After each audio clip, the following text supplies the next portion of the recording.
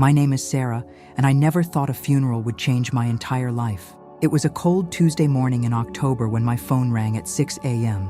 The caller ID showed my Aunt Linda's number, and I knew immediately that something was wrong. Nobody calls that early unless it's an emergency. "Sarah, honey," Aunt Linda's voice was shaking through the receiver. "I have some terrible news.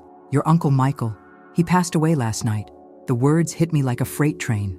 Uncle Michael wasn't just my father's brother. He was like a second father to me. When my parents divorced when I was 12, Uncle Michael stepped in without hesitation. He picked me up from school when Mom was working late shifts at the hospital, taught me how to drive in the empty parking lot behind his auto repair shop, and even walked me down the aisle at my wedding 3 years ago when Dad couldn't make it back from his business trip in Europe. I sat there in my Portland apartment, still in my pajamas, trying to process what Aunt Linda was telling me. Uncle Michael had suffered a massive heart attack while closing up the shop Monday night. Eddie Martinez, his head mechanic, had found him when he came back to grab some tools he'd forgotten. The paramedics said it was quick. He probably didn't suffer. "The funeral is Wednesday afternoon," Aunt Linda continued, her voice breaking. 2 o'clock at First Baptist. "I know it's short notice, and I know you have work. I'll be there," I said immediately. "Of course I'll be there. Don't worry about anything else right now, Aunt Linda. Just focus on taking care of yourself." After I hung up, I sat on my couch for a long time, staring out at the Portland skyline through my apartment window. Uncle Michael had been the one constant in my life through all the changes. My parents' divorce, college, my first job, my marriage to Ryan, and even when Ryan and I separated last year.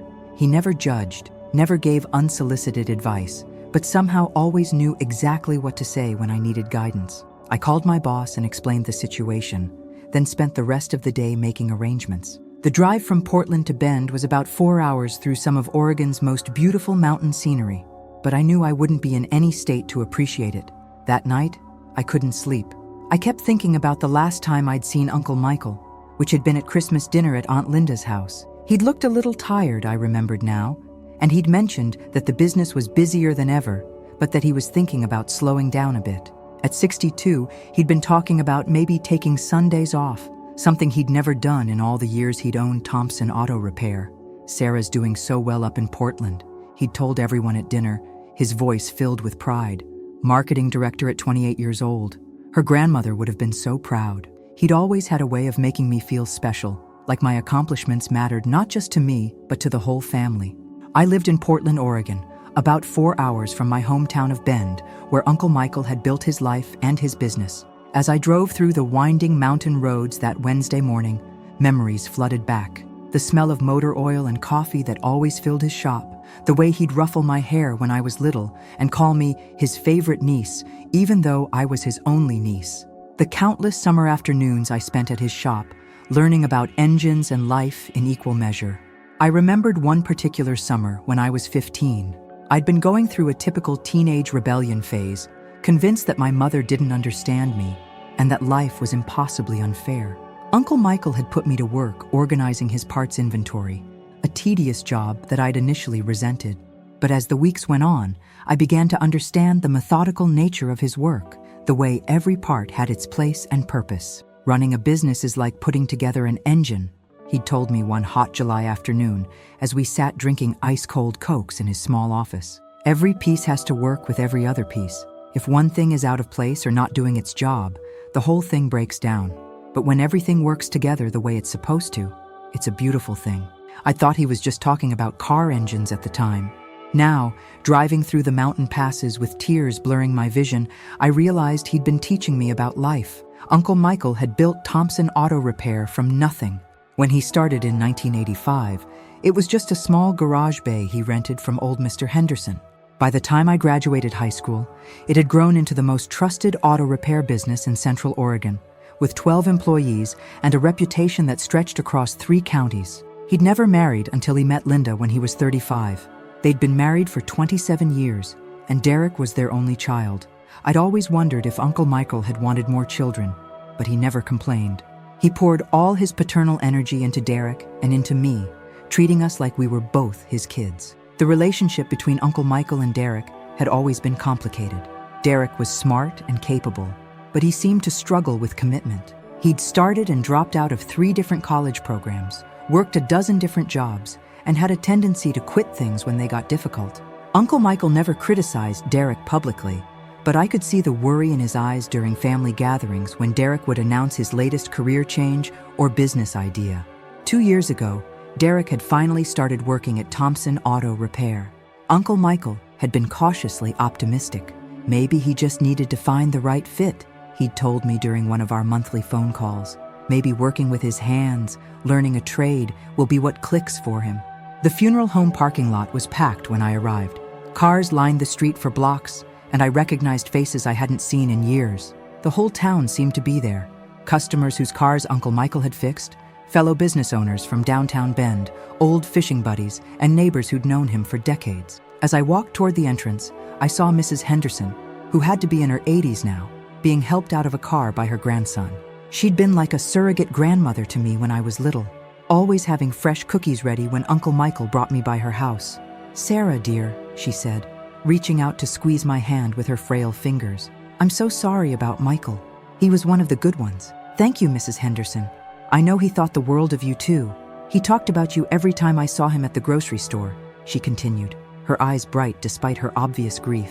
"So proud of what you've accomplished. He said you had more business sense in your little finger than most people had in their whole bodies." Inside, the atmosphere was heavy with grief and the scent of white lilies. The funeral home was packed beyond capacity, with people standing along the walls and spilling into the hallway.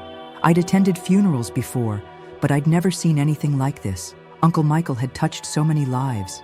I made my way toward the front, looking for Aunt Linda and Derek. I spotted them in the front row. Aunt Linda in a black dress I recognized from Christmas dinners past, her face pale but composed. Derek sat beside her, wearing a suit that looked like it might have been his high school graduation outfit. He was staring straight ahead, his jaw clenched tight. As I approached their row, Derek looked up and our eyes met. For a moment, I saw the cousin I'd grown up with, the boy who'd taught me how to catch fireflies and built elaborate Lego cities with me during summer visits. But then his expression shifted, becoming guarded and distant. "Sarah," he said, standing to give me a brief, awkward hug. "Thanks for coming." "Of course I came," I said, surprised by his formal tone. "Derek, I'm so sorry. I know how much you loved him." "Yeah," Derek said simply, then sat back down without inviting me to join them in the front row. I found a seat in the second row, behind a group of Uncle Michael's longtime customers. As the service began, I listened to story after story about the man who had been such a crucial part of my life. Pastor Williams, who had known Uncle Michael for 20 years, spoke about his generosity and integrity. "Michael Thompson was the kind of man who would give you the shirt off his back," Pastor Williams said. "But more than that, he was the kind of man who would teach you how to earn your own shirt, how to take care of it, and how to help others when they needed shirts too." The congregation chuckled softly at this, and I could see people nodding in recognition. That was Uncle Michael, always willing to help, but also determined to help people help themselves. Eddie Martinez spoke next, his voice thick with emotion as he described working for Uncle Michael for 15 years. "Michael didn't just employ people," Eddie said. "He invested in people. He saw potential where others saw problems. He gave chances to people who needed them most." I was crying steadily now, thinking about all the times Uncle Michael had invested in me, the patient driving lessons when I was terrified of parallel parking, the long conversations about college and career choices when I was confused about my future, the way he'd listened without judgment when I called him after fights with my parents or problems with boyfriends. After the formal service, people gathered in the fellowship hall for lunch and to share more memories. I was standing in line for coffee when I overheard conversations that made my heart swell with pride for the man who'd been such a huge part of my life. "Michael fixed my transmission for half what the dealer wanted," Mrs. Patterson was telling her daughter. "And when I couldn't afford to pay him all at once, he let me make payments over 6 months. Never charged me interest, never made me feel bad about it. He employed my nephew when nobody else would give him a chance," added Mr. Rodriguez from the hardware store. "Tommy had gotten into some trouble in high school, and Michael saw past all that, taught him a skill, gave him responsibility.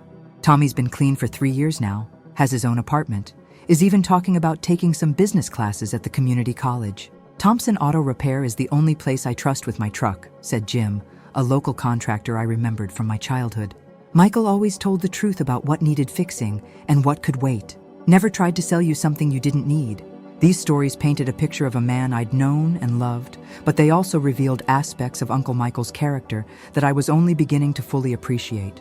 He hadn't just run a successful business. He'd been a pillar of the community, someone people depended on for honesty and fairness, in a world where those qualities were increasingly rare. I was standing near the dessert table, trying to compose myself after hearing these tributes, when Derek appeared beside me again, this time with his girlfriend, Melissa, whom I'd met briefly at Christmas 2 years ago. "Sarah, we need to discuss some things," Derek said, his voice carrying that same strange formality I'd noticed earlier, "about Dad's affairs." "Of course," I replied, stirring cream into my coffee. "I know this must be incredibly difficult for you. Uncle Michael was so proud of everything you've accomplished." Derek's expression darkened slightly. "What I've accomplished? Sarah, I've been working at the shop for the past 2 years. I've been learning the business, taking on more responsibility. Dad was grooming me to take over." I nodded sympathetically. "That makes perfect sense. The business should stay in the family." "Right," Derek said. But there was something sharp in his tone that I couldn't quite identify.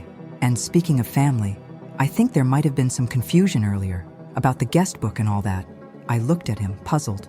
"What kind of confusion?" "Well," Derek glanced at Melissa, who gave him an encouraging nod. "There's a family list for close relatives to sign, separate from the regular guest book. You probably didn't realize, but you were supposed to sign the family list instead of the guest book." This was news to me. "I didn't sign anything yet," I said. "I was going to sign the guest book, but then you said—" "Right, exactly," Derek interrupted. "I was trying to make sure you signed the right one. The family list is for immediate family, children, spouses, siblings. The guest book is for everyone else." Something felt off about this explanation, but I was too overwhelmed with grief and the surreal nature of the day to question it deeply. "Where is this family list?" "Oh, it's already been put away," Derek said quickly. "Don't worry about it now. We can take care of it later." Before I could respond, Aunt Linda approached our group. Her eyes were red from crying, and she looked exhausted. "Sarah, sweetheart," she said, pulling me into a hug. "I'm so glad you could make it. Michael talked about you all the time. He was so proud of your success in Portland. He meant everything to me," I said, my voice catching slightly. "I know, honey." And he knew. That's why. Aunt Linda paused, glancing at Derek with an expression I couldn't quite read. "Well, we'll talk about everything soon, after we all have a chance to process this." Derek cleared his throat. "Actually, Mom, I was just explaining to Sarah that there might have been some confusion about the arrangements, since she lives so far away and all." Aunt Linda frowned. "Confusion about what?" "Nothing important," I said quickly, not wanting to cause any additional stress. Derek was just making sure I felt included. But as I watched Derek's face, I realized that inclusion was the last thing on his mind. The next few hours passed in a blur of condolences, shared memories, and the kind of exhausted small talk that follows a funeral. As the afternoon wore on, I found myself standing in the church parking lot with Aunt Linda, preparing for the long drive back to Portland. "Sarah," she said, taking my hands in hers, "I want you to know that Michael left some instructions about the business, about his affairs. There are going to be some meetings with lawyers in the next few days." "Of course," I said. Derek mentioned that he'd been working at the shop. "I'm sure Uncle Michael made provisions for him to take over." Aunt Linda's expression grew troubled. "Well, that's part of what we need to discuss. Can you come back this weekend, Saturday morning? There are some documents we need to go over together." Something in her tone made my stomach tighten with anxiety. "Is everything okay? I mean, besides, just come Saturday, honey. 10 o'clock at the lawyer's office downtown. Martin and Associates. Derek will be there too." As I drove the winding highway back to Portland, Uncle Michael's favorite country music playing softly on the radio, I couldn't shake the feeling that something important had happened at the funeral, something I didn't fully understand. The way Derek had kept me from signing the guest book, the strange tension in Aunt Linda's voice, the references to confusion and arrangements. But I was too wrapped in grief to piece it together. Uncle Michael was gone, and that was the only thing that seemed to matter. I had no idea that by Saturday morning, everything I thought I knew about my family, my future, and my uncle's legacy would be turned completely upside down. Saturday morning arrived gray and drizzly, typical October weather for Central Oregon. I'd barely slept the night before. my mind churning with questions about what Aunt Linda needed to discuss.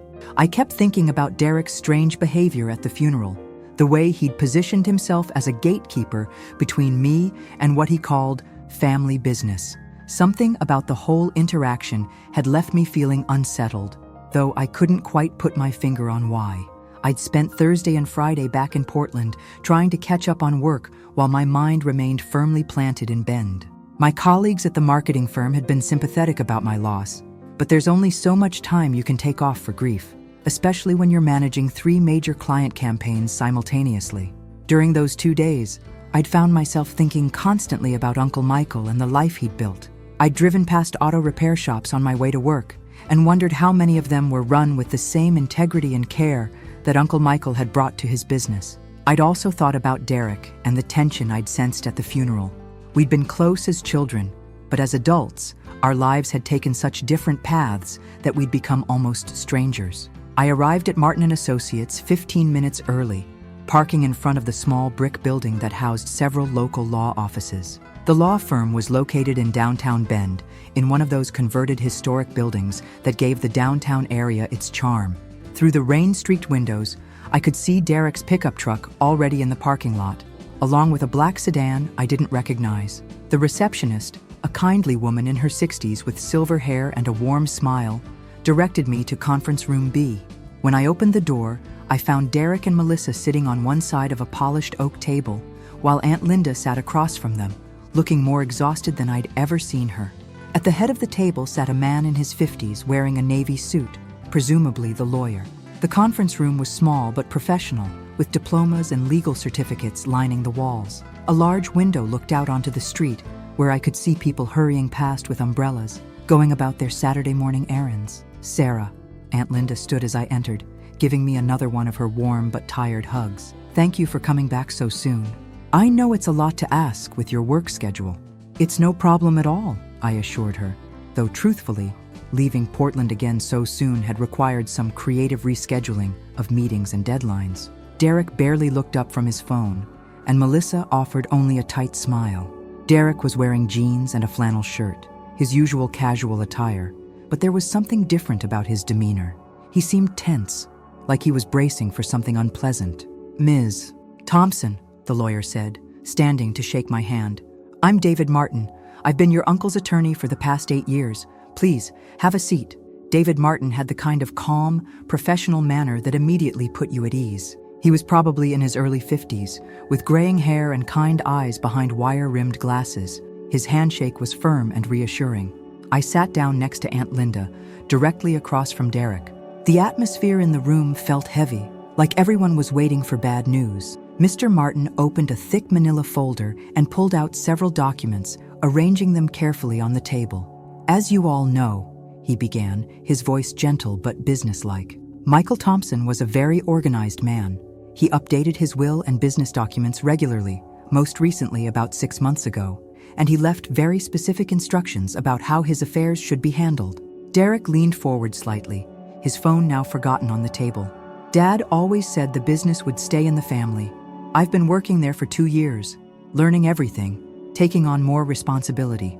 "That's true," Mr. Martin said carefully, glancing down at his notes. "Michael spoke often about wanting the business to continue successfully and to remain a cornerstone of the community. However, his final wishes regarding Thompson Auto Repair are somewhat complex." Something cold settled in my stomach. Aunt Linda reached over and patted my hand reassuringly, but her touch felt shaky. I could sense that whatever was coming next was going to change everything. "Let me start with the personal bequests in the will itself," Mr. Martin continued, picking up a multi-page document. "Linda, as his wife of 27 years, you inherit the house on Riverside Drive, all of his personal belongings, his savings accounts, and his retirement funds. The total value of these assets is approximately $420,000. Aunt Linda nodded, though I could see tears gathering in her eyes. The house on Riverside Drive was where she and Uncle Michael had built their life together, where Derek had grown up, where we'd shared countless family dinners and holiday celebrations. "Derek," Mr.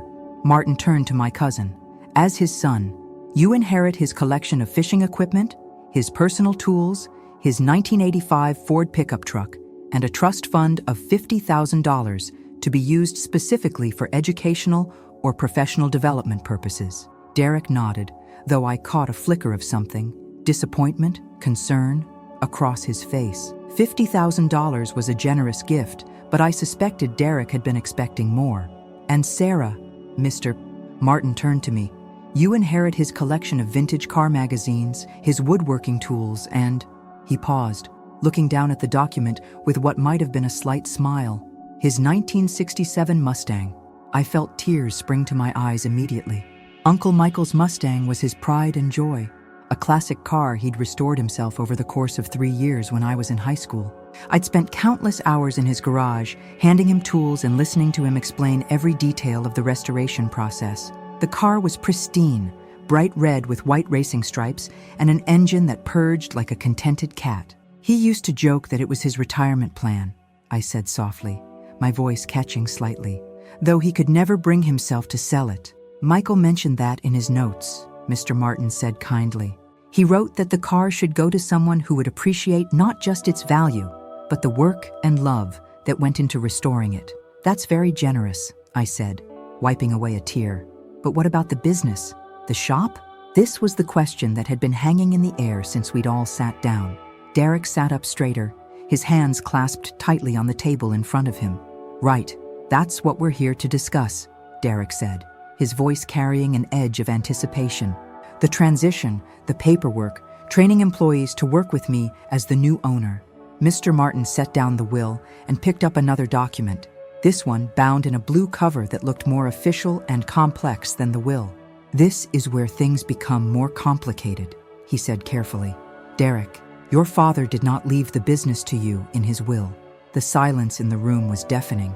You could have heard a pin drop. Derek's face went pale, then slowly flushed red. What do you mean? Derek's voice was tight, controlled, but I could hear the shock underneath. I've been working there for 2 years. He was training me. Everyone knew I was going to take over eventually. Michael set up Thompson Auto Repair as a corporation 8 years ago, Mr. Martin explained, opening the blue-bound document. He incorporated the business to protect his personal assets and to create a profit-sharing structure for his employees. At the time of incorporation, he owned 60% of the shares himself. The remaining 40% was distributed among his 3 most senior employees as part of a profit-sharing plan. Okay, Derek said slowly, his brow furrowed in concentration. So I inherit his 60%, right? That would make me the majority shareholder.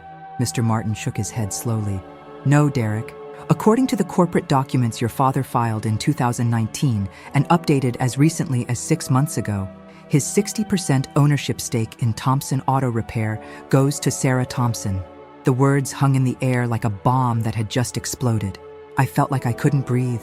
The room seemed to spin slightly, and I gripped the edge of the table to steady myself. That's impossible, I whispered, my voice barely audible.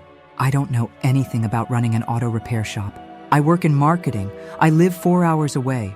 There has to be some mistake. Derek shot to his feet so quickly that his chair rolled backward and hit the wall. This is ridiculous. There has to be some mistake. Dad wouldn't do this to me. I've been working my ass off at that shop for 2 years, learning the business, proving myself. Derek, please sit down, Aunt Linda said quietly, but her voice was firm. Let Mr. Martin explain everything before you get upset. Before I get upset? Derek's voice rose. Mom, I just found out that the business I've been working toward inheriting for 2 years is going to my cousin who lives in another city and has never even changed her own oil. Derek, I said, my own voice shaking. I never asked for this. I never even knew it was a possibility. This is as much of a shock to me as it is to you. Derek sat back down heavily, his hands clenched into fists on the table. Melissa reached over and put a comforting hand on his arm, but he barely seemed to notice. Mr. Martin continued, his voice gentle but professional. Michael made this decision very deliberately. In his letter of explanation, which he asked me to read if this situation arose, he wrote, I love my son Derek more than life itself, and I want him to succeed in whatever path he chooses. But success means earning something through dedication, consistency, and responsibility.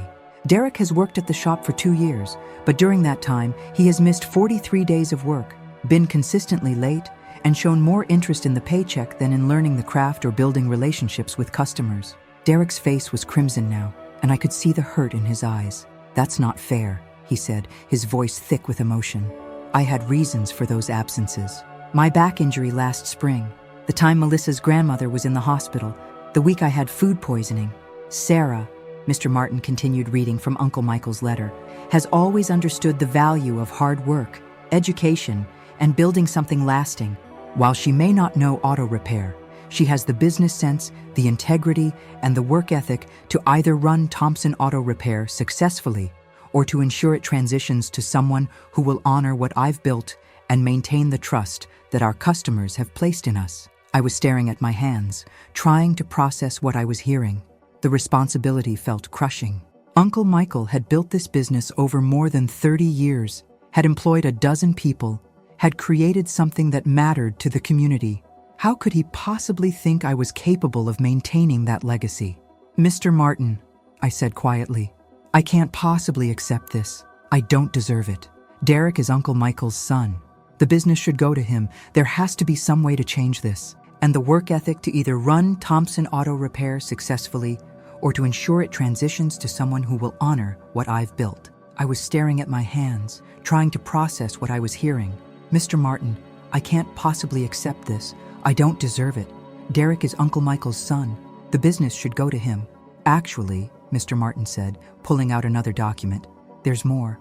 Michael also left a letter specifically for you, Sarah. He asked me to give it to you when we discussed the business inheritance." He handed me a sealed envelope with my name written in Uncle Michael's familiar handwriting. My hands shook as I opened it. "Dear Sarah, if you're reading this, then I'm gone, and David is explaining my decisions about the shop. I know this probably comes as a shock, and I know you're probably thinking about giving everything to Derek because that's the kind of generous person you are. Don't. I didn't make this decision lightly, sweetheart. I made it because I believe in you, and because I believe in what Thompson Auto Repair represents to this community. This business isn't just about fixing cars. It's about trust, reliability, and taking care of people when they need it most. Derek is my son, and I love him more than life itself. But love doesn't mean giving someone something they haven't earned. For 2 years, I've been hoping he would show me the dedication and responsibility needed to run this business. Instead, I've watched him treat it like a temporary job until something better comes along. You, on the other hand, have been building a successful career, taking care of yourself, and making smart decisions since you were 18 years old. You have the qualities needed to either run this business or make the right decision about its future. I know you live in Portland and have your own life. If you decide you can't or don't want to run the shop, I trust you to find the right person or company to buy it. Someone who will take care of my employees and maintain the reputation we've built. But Sarah, I hope you'll at least consider staying. Thompson Auto Repair needs someone who understands that it's more than a business. It's a cornerstone of this community, and this community needs someone they can trust. The choice is yours, sweetheart. Whatever you decide, I'll be proud of you. All my love, Uncle Michael. P.S. Talk to Eddie Martinez, my head mechanic. He knows more about running the shop than anyone, including me. If you decide to stay, he'll be your greatest asset." I finished reading through tears, aware that everyone in the room was watching me. When I looked up, Derek was staring at me with a mixture of hurt and anger that broke my heart. "So that's it?" Derek said, his voice bitter. "She gets everything and I get nothing?" "Derek," Aunt Linda said softly, "you're getting $50,000. That's more than enough to go back to school, learn a trade, start your own business." "I don't want to start my own business," Derek exploded. "I wanted to continue Dad's business. I wanted to build on what he created. This is completely unfair." Melissa put her hand on Derek's arm. "Baby, maybe this is a sign. Maybe we should move to Denver like we talked about. My sister could probably get you that job at the warehouse." Derek shrugged off her hand. "I don't want to work in a warehouse in Denver. This shop was supposed to be my future." I felt like the worst person in the world. Here I was, inheriting a business I'd never asked for, while Derek, who actually wanted it, was being shut out. "Derek," I said quietly, "maybe we can figure out some kind of arrangement. I don't know anything about running an auto shop. Maybe we could work together. Maybe I could sell you my shares over time." Mr. Martin cleared his throat. "Actually, there are some additional stipulations in the corporate documents. Sarah, if you choose to take ownership, You cannot sell or transfer your shares to any family member for at least 3 years. Michael wanted to ensure that whoever took over had time to prove themselves before making major changes. Derek stood up again, this time more slowly.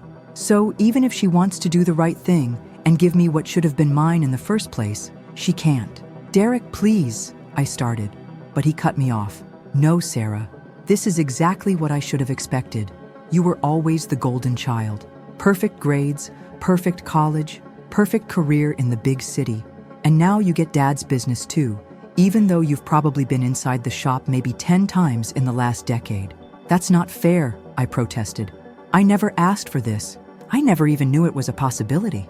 Right, Derek said sarcastically. Just like you didn't ask to be removed from the guest book at the funeral so you could sign the family list instead? I stared at him, confused. What are you talking about? You told me there was a family list. You said I didn't need to sign the guest book. Derek's expression shifted slightly, like he'd revealed something he hadn't meant to. That's not...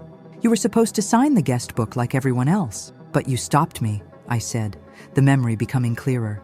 You specifically told me not to sign it. Aunt Linda was looking between Derek and me with growing alarm. Derek, what is Sarah talking about? Derek's face was flushed again, but this time with what looked like shame rather than anger.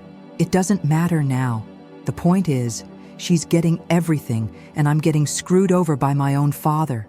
Derek Michael Thompson. Aunt Linda's voice cut through the room like a whip.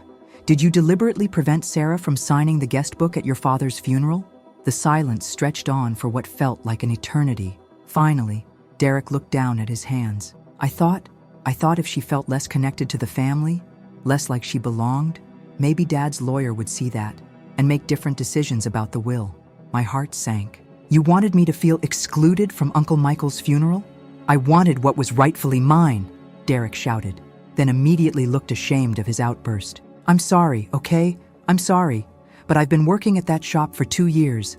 I've been learning, trying to prove myself. And now I find out it was all for nothing because Dad had already decided years ago to give everything to his perfect niece. I stood up from the table, my legs shaking. Mr. Martin, I need some time to think about this. About all of this. Of course, he said. There's no immediate rush. The business can continue operating as normal while you make your decision. I looked at Derek, who was staring at the table, and then at Aunt Linda, whose face was a mask of disappointment and grief.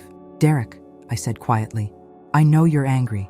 I know this isn't what you expected, but trying to make me feel unwelcome at Uncle Michael's funeral, that crossed a line. I know, he said without looking up. I know it did. I gathered my purse and Uncle Michael's letter. I'm going to drive around town for a while. Think about things. I'll call you tomorrow, Aunt Linda. As I walked toward the door, Derek called out, Sarah, wait. I turned back. I really am sorry, he said. And for the first time since I'd arrived, he looked like the cousin I'd grown up with rather than a stranger. About the funeral, about everything. I was hurt and scared, and I handled it badly. I nodded. I know. We'll figure this out, Derek, somehow. But as I walked out into the gray October morning, I had no idea how we possibly could. I drove aimlessly through Bend for nearly an hour, my mind spinning with everything that had happened in that conference room. The rain had stopped, but the sky remained gray and heavy, matching my mood perfectly. Finally, almost without conscious decision, I found myself pulling into the parking lot of Thompson Auto Repair. The shop sat on a corner lot about 10 blocks from downtown, a simple brown brick building with 3 garage bays and a small office area. A hand-painted sign that Uncle Michael had made himself 20 years ago read, Thompson Auto Repair, honest work, fair prices. 2 cars sat in the lot with their hoods up, and I could hear the sound of pneumatic tools from inside one of the bays. I sat in my car for several minutes, just staring at the place that had apparently become my responsibility. It looked exactly the same as it had when I was a teenager. A little worn around the edges, but solid and dependable, just like Uncle Michael himself. Finally, I worked up the courage to get out of the car and walk toward the office. Through the glass door, I could see a woman about my age sitting behind the counter, talking on the phone while typing on an older computer. When she saw me approach, she held up one finger in a just-a-minute gesture and continued her conversation. Yes, Mr. Peterson, we can have your Camry ready by Tuesday afternoon. No, the estimate includes all parts and labor. Okay, we'll see you then. She hung up and smiled at me. "Can I help you?" "I'm Sarah Thompson," I said, suddenly feeling awkward. Michael Thompson was my uncle. Her expression immediately softened.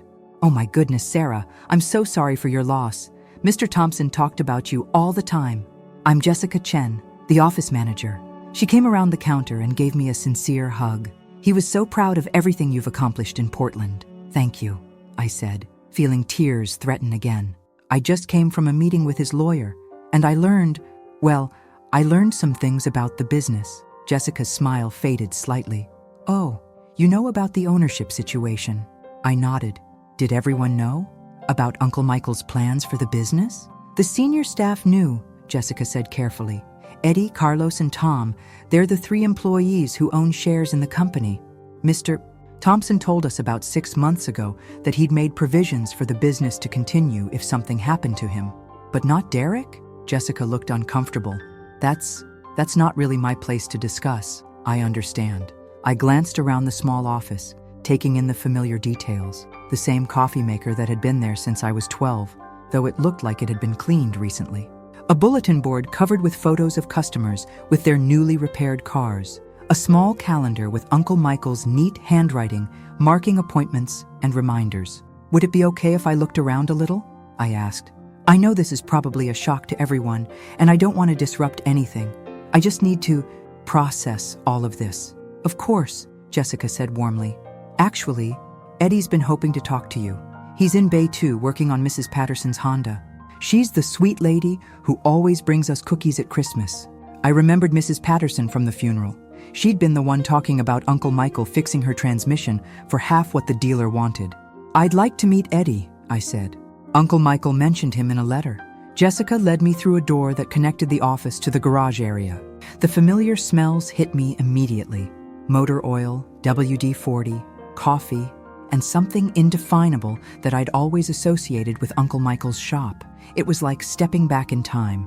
Bay 2 housed a blue Honda Accord with its hood raised. A man in his 40s with graying hair and coveralls was bent over the engine, his hands steady and precise as he worked. When Jessica called his name, he looked up and smiled.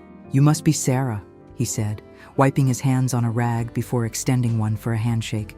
"I'm Eddie Martinez. Your uncle talked about you constantly." Eddie's handshake was firm and calloused, the grip of someone who'd been working with his hands his entire life. His face was kind, but serious, with the weathered look of a man who'd spent decades solving other people's problems. "I just learned about the business situation," I said. "I have to admit, I'm completely overwhelmed." Eddie nodded thoughtfully. "Can I finish up this repair real quick? Then maybe we could talk? I'd like to show you around, explain how things work here." "I'd appreciate that." While Eddie completed his work on Mrs. Patterson's car, I wandered around the garage, looking at everything with new eyes. This wasn't just the place where I'd spent summer afternoons as a kid. This was apparently my business now. In Bay 1, a younger man with tattoos covering his arms was replacing brake pads on a pickup truck. He looked up when he noticed me watching and gave a friendly nod. "That's Carlos," Jessica explained, appearing beside me. "He's been here 5 years, specializes in brake work and electrical systems. The quieter guy over in Bay 3 is Tom. He's our transmission expert." I watched these people working, my employees, I realized with a start, and felt a wave of responsibility that was both terrifying and oddly comforting. These weren't just jobs, they were livelihoods. These people depended on Thompson Auto Repair to support their families. "Okay," Eddie said, walking over while wiping his hands one final time. "Mrs. Patterson's Honda is good to go. How about I give you the full tour?" For the next hour, Eddie walked me through every aspect of the business. He showed me the computer system they used for scheduling and billing, explained their relationships with parts suppliers, and introduced me to the regular customers who stopped by during our tour. "Your uncle built something special here," Eddie said as we stood in the office, looking out at the garage bays where Carlos and Tom continued working. "It's not the biggest shop in town, and it's definitely not the fanciest, but we have something that the chain stores and dealerships don't have." "What's that?" "Trust," Eddie said simply. "When people bring their cars here, they know we're going to be honest about what needs fixing and what doesn't. They know we're going to use quality parts and stand behind our work, and they know we're going to treat them fairly." I thought about all the conversations I'd overheard at the funeral. Customers praising Uncle Michael's honesty and fairness. "How well did you know Derek?" I asked carefully. Eddie's expression became guarded. Derek's a good kid. He's been trying to figure out what he wants to do with his life. But he's been working here for 2 years. Yes and no, Eddie said after a moment. He's been on the payroll for 2 years, but his attendance has been spotty, and when he is here, his heart doesn't really seem to be in it. Tom tried to teach him transmission work. I tried to show him engine diagnostics. Carlos worked with him on electrical systems. Derek would learn the basics, but he never seemed interested in really mastering anything. So Uncle Michael was right about Derek not being ready to take over? Eddie sighed. Your uncle loved Derek more than anything, but he also loved this business and all the people who depend on it. Employees, customers, suppliers. I think he felt like he had to make the choice that was best for everyone, not just for family. We were interrupted by the sound of the front door chime. Through the office window, I could see Derek walking in, his expression grim but determined. I should probably go, I said to Eddie. Give you two a chance to talk. Actually, Derek said, having overheard the end of our conversation, I was hoping to talk to both of you, together. Eddie looked at me questioningly, and I nodded. We all sat down in the small seating area of the office. 3 mismatched chairs that Uncle Michael had probably bought at a garage sale years ago. I owe both of you an apology, Derek began, his voice more subdued than I'd heard it all day. Sarah, what I did at the funeral was petty and wrong. I was hurt and angry, but that's no excuse. Thank you, I said quietly. Derek turned to Eddie. And Eddie, I owe you an apology too. I know I haven't been the most reliable employee. I know I've missed too many days, and I know I haven't applied myself the way I should have. Eddie nodded, but didn't say anything. The thing is, Derek continued, I think I've been approaching this all wrong. I've been thinking about the shop as something I deserved to inherit, rather than something I needed to earn. He paused, running his hands through his hair. Dad's letter that the lawyer read. It hurt, but it was also honest. I haven't been treating this like a career. I've been treating it like a temporary job. So, what are you saying? I asked. Derek looked directly at me. I'm saying that maybe Dad made the right choice. Maybe you are the right person to own this business. I stared at him, surprised. Derek, but, he continued, holding up a hand, I'm also saying that I want another chance. Not to own the business. I understand that's off the table for at least 3 years. But I want a chance to really learn this trade, to really contribute to what Dad built. Eddie leaned forward slightly. What exactly are you proposing? I want to start over, Derek said. I want to go back to being an apprentice, learning from the ground up. I want to earn my place here, instead of expecting it to be handed to me. I felt a glimmer of hope for the first time since leaving the lawyer's office. And if I decided not to keep the business? If I decided to sell it? Derek was quiet for a long moment. Then I guess I'd hope you'd sell it to someone who would give me that chance to prove myself. But Sarah, I really hope you don't sell it. Why? Because even though I've been a screw-up, even though I haven't appreciated what Dad built here, I do love this place, and I think you could be really good at running it. You're smart, you're organized, you care about people. Those are the most important qualities for this business. Eddie smiled for the first time since Derek had arrived. Your dad would be proud to hear you talking like this. Maybe, Derek said. I just wish I'd figured it out while he was still alive to see it. We sat in comfortable silence for a few minutes, watching Carlos guide a customer through the details of their repair estimate. Finally, I spoke up. I need to ask both of you something honestly. Do you think Thompson Auto Repair could be successful with me as the owner? I live 4 hours away. I don't know anything about car repair. I've never run a business like this. Eddie and Derek exchanged a look. Can I be completely honest? Eddie asked. Please. The day-to-day operations of this shop pretty much run themselves. Jessica handles scheduling and billing. The mechanics do the repairs. I handle the customer relationships and make sure quality stays high. What we need from an owner is someone who makes good decisions about big-picture stuff. Hiring, expansion, equipment purchases, dealing with suppliers and landlords. And you think I could do that? I think you've been doing exactly that kind of work for years in your marketing job, Eddie said. Managing projects, working with clients, making strategic decisions. The industry is different, but the skills are transferable. Derek nodded. Plus, you'd have Eddie to help you with the technical stuff you don't understand. And you'd have me, if you're willing to give me a chance to prove myself. I looked around the office again, at the photos on the bulletin board, at Jessica answering phones and helping customers, at the mechanics working steadily in the background. This wasn't just a business. It was a community institution. It was Uncle Michael's legacy. There's one more thing, I said. Even if I decided to try running the shop, I can't move back to Bend immediately. I have a job in Portland, an apartment, obligations. It would take time to transition my life. What if you started by coming down on weekends? Derek suggested. You could learn the business gradually, and we could handle the day-to-day operations during the week. Eddie nodded enthusiastically. That could work. And honestly, the best way to learn this business is to spend time here, watch how everything works, get to know the customers. I felt something shift inside me. Not quite certainty, but something close to it. Okay, I said slowly. Okay, let me think about this seriously. Let me figure out how I could make it work. Derek's face lit up with the first genuine smile I'd seen from him all day. Really? Really? But Derek, if we're going to do this, we need to be completely honest with each other from now on. No more games, no more resentment, no more treating each other like enemies instead of family. Agreed, Derek said immediately. And Sarah, thank you. Thank you for not giving up on me. Thank you for not giving up on yourself, I replied. As I drove back to Portland that evening, my mind was no longer spinning with confusion and anxiety. Instead, it was filled with possibilities. Maybe Derek was right. Maybe I could learn to run Thompson Auto Repair. Maybe Uncle Michael had seen something in me that I hadn't seen in myself. The highway stretched ahead of me, lit by my headlights and the occasional passing car. But for the first time since that terrible phone call on Tuesday morning, I felt like I might be driving towards something hopeful instead of just running away from something painful. 3 months later, I was standing in the same office at Thompson Auto Repair, but everything felt different. It was a crisp January morning, and snow dusted the mountains visible through the office windows. I'd driven down from Portland the night before, as I'd been doing every Friday for the past 12 weeks. The transition hadn't been easy. Those first few weekends, I'd felt completely out of my depth.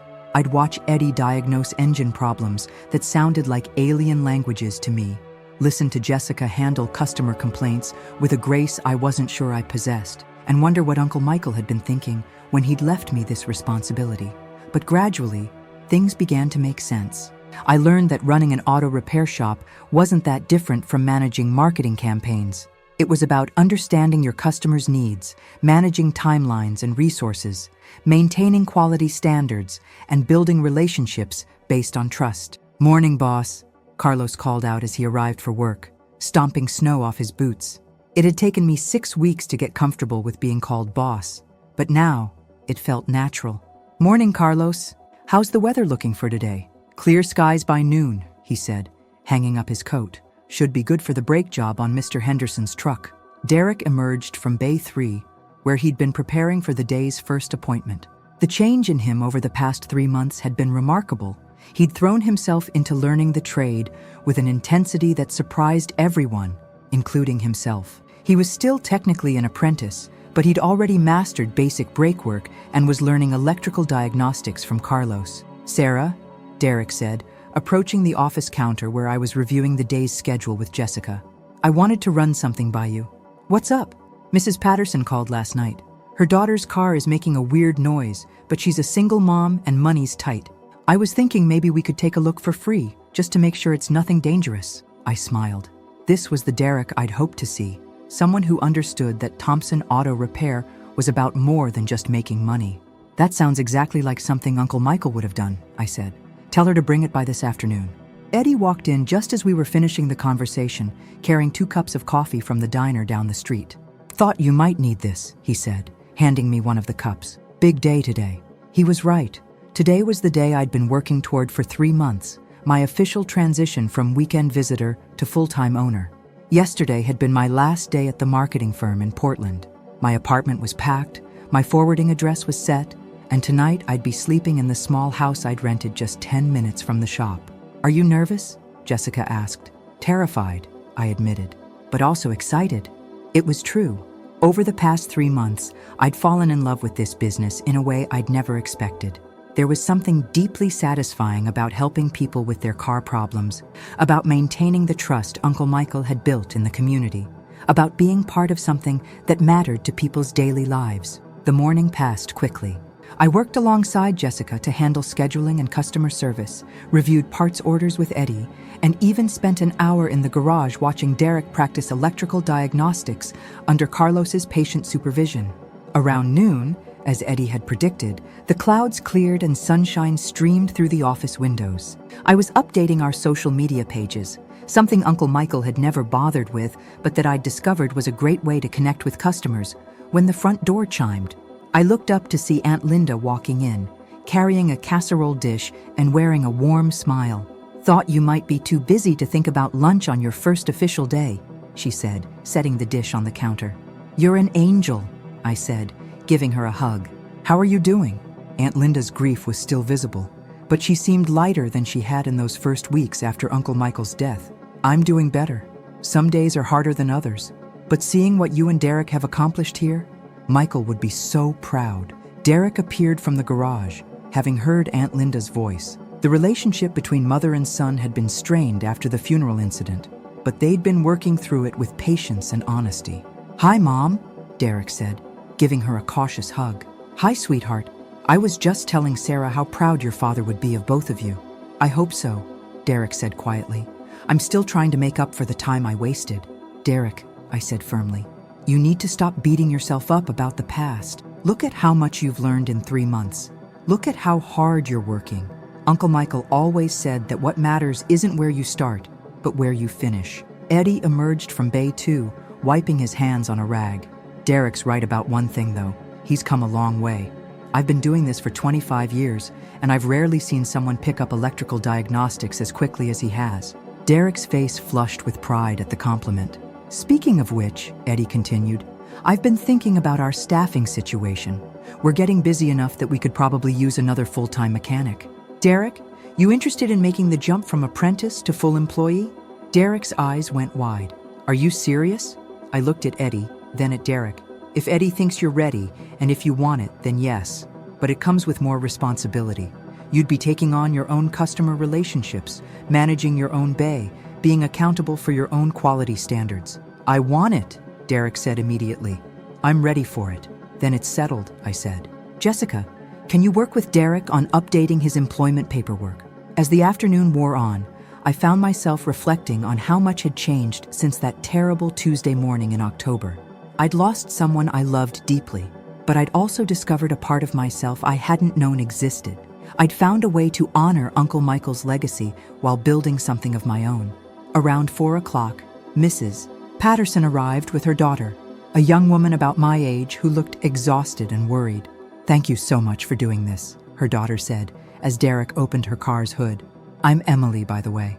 I know you probably remember me from when I was little, but it's been a while." I did remember Emily. She'd been a year behind me in school, quiet and studious. Life had clearly been challenging for her, but she carried herself with a dignity that reminded me of her mother. Derek spent 20 minutes examining Emily's car, checking various components with the methodical approach Eddie had taught him. Finally, he straightened up with a reassuring smile. "Good news," he said. "The noise you're hearing is just a worn belt. It's not dangerous, and it's an easy fix. We can have it done in about 30 minutes for $40. Emily's relief was visible. "Really? The shop in Redmond told me it might be the transmission and could cost over $1,000. "Definitely not the transmission," Derek said confidently. "Just a belt. We'll get you taken care of." As Derek worked on Emily's car, I watched him interact with her, explaining what he was doing, reassuring her about the simplicity of the repair, refusing her offer to pay extra for the quick service. This was the Derek that Uncle Michael had hoped to see, the Derek who understood that Thompson Auto Repair was about taking care of people. "He's really grown up," Aunt Linda observed, appearing beside me as we watched Derek work. "He has," I agreed. "We both have, I think." The day ended with our usual routine, cleaning up the bays, updating customer records, preparing for tomorrow's appointments. As Eddie, Carlos, and Tom headed home to their families and Jessica locked up the office, Derek and I stood in the parking lot looking back at the shop. "Thank you," Derek said quietly. "For what?" "For giving me another chance. For not giving up on me. For understanding that people can change." "Thank you for proving that they can," I replied. As I drove to my new house that evening, I thought about Uncle Michael's letter and his hope that I would understand Thompson Auto Repair was more than just a business. He'd been right. It was a cornerstone of the community, a place where people came when they needed help, a symbol of the values he'd spent his life building. But it was also something more personal now. It was proof that sometimes the most unexpected inheritances aren't just about what someone leaves you, but about what they help you discover about yourself.